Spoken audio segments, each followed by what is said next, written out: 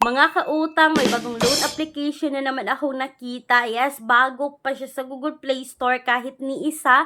Wala pang nagbigay ng reviews dito sa mga na-experience nila sa pag-apply dito. Kaya sinubukan ko agad ito mga kautang. Yung offer niya sa akin is 2,500.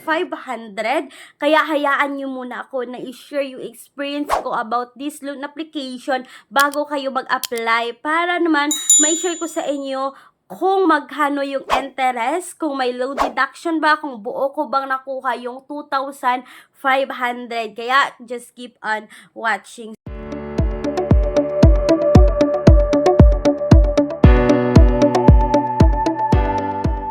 So mga kautang, bago tayo magsimula, gusto ko lang sabihin sa inyo na another hashtag word na naman ang ilalagay ko sa video na to. At pasensya na nga mga kautang kung hindi ako nakapag-reply agad, is may nilakad lang po ako. Kaya ngayon, balik na tayo sa ating pa-GCash giveaway. So ito na nga mga kautang, no, dahil end of the month na, ay mamimili na po ako ng mabibigyan na 20 katao mga kautang ng tig 100 pesos GCash.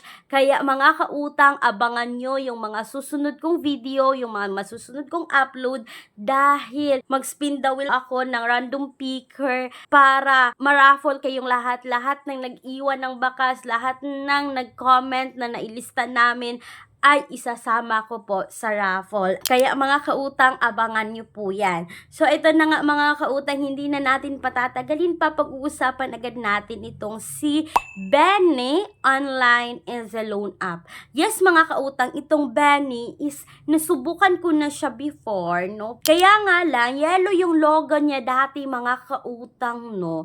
At hindi yung ganitong font yung pagkasulat sa logo nila, iba yon. At itong Benny bago na to mga kautang is wala pong ni isang review sa Google Play Store. So sabi dito mga kautang, nag-offer sila up to 30,000 pesos, but alam naman natin noon na pag ganito mga kautang, kapag tayo first time loaner, magsisimula muna sa small amount. Kaya nag-install at nag-download ako nito sa Google Play Store mga kautang. Das pagkatapos kung nag-download is alam naman natin is kailangan nilang i-access yung contact list natin. Itong loan app na ito mga kautang, nag-access ng contact list, yung location, yung phone natin mga kautang, at other na pwede nilang i-access like SMS, no? So sa pagbungad pa lang ng app na ito is isipin na natin is nakukuha nila yung contact list natin. But mga kautang, kung ayaw nyo ng ganito, at lalong-lalo na kung ayaw nyo mag-install at mag-download kasi nga nang a-access, is may mga alternative links tayo ng mga loan app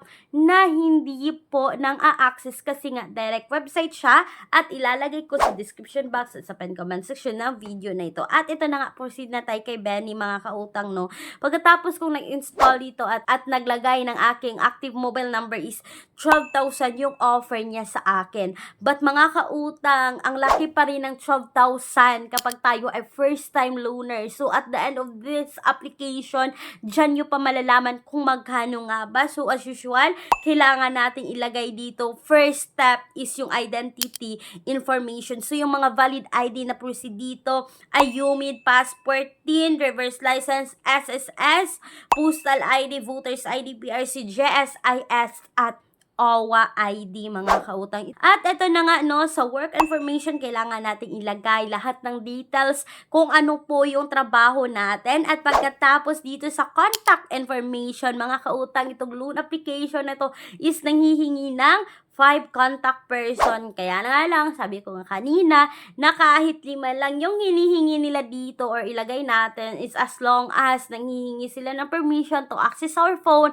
to access our contact list, is na-access po nila yan mga kautang. Kaya think twice bago umutang. At ito na, meron po silang face verification mga kautang, no. At pagkatapos dyan, is makikita mo lahat at as you can see sa screen, is ang daming offer dyan mga kautang, no.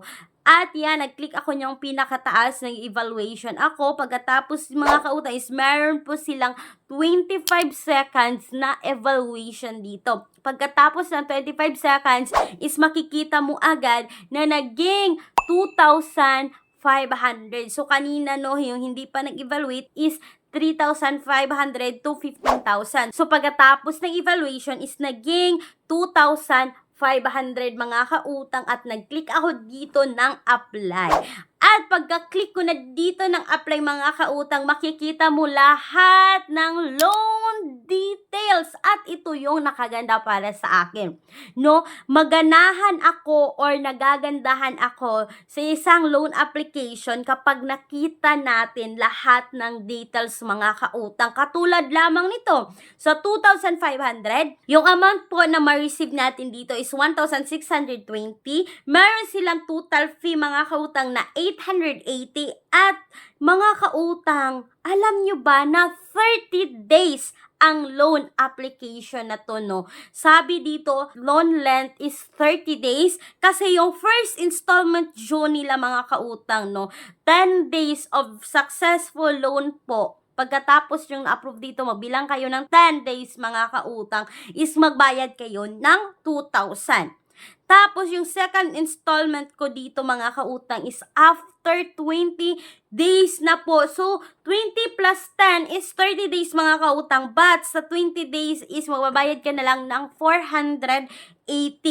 So, total na ibabalik mo dito mga kautang is 2,480. Kasi nga, 2,500 yung loan mo dito. So, ibig sabihin nito mga kautang, nakita ko ganitong details, sinubukan kong i-proceed ang loan application na to nga. Kasi 30 days, kung i-compare natin sa other online loan app, malaki po yung service fee na 880 mga kautang. Tapos yung ma-receive ko lang dito is 1,620 at babayaran ng 2,480 mga kautang is malaki, no?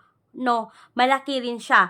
Kaya lang, gusto kong subukan to see if nag-a-approve ba ang loan application na to.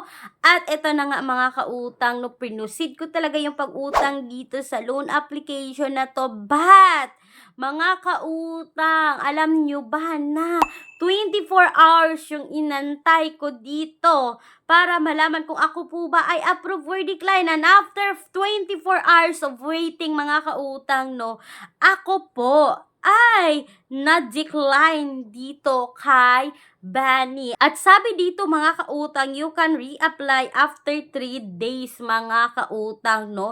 So, yun po yung aking personal experience sa loan application niya to. Legit naman siya na 2,500 yung offer mga kautang. But may deduction na siya na 880 mga kautang plus yung interest ng loan application na to, no? So, ang dami pong fees dito mga kautang. Akalain nyo sa 2,500 yung ma-receive nyo is 1,620 na lang. So, for yung mga kautang, nasa sa inyong mga desisyon kung subukan nyo itong bagong loan application na to. But for may mga kautang, hindi recommended. Tiningnan ko lang kung nag-a-approve pero hindi naman po ako na-approve. Pero, baka sa inyo dyan mga kautang, may na-approve na dito kay Benny, is you can comment or you can share your experience po para mabasa rin ng ibang viewers natin. So, that's all for today's video mga kautang.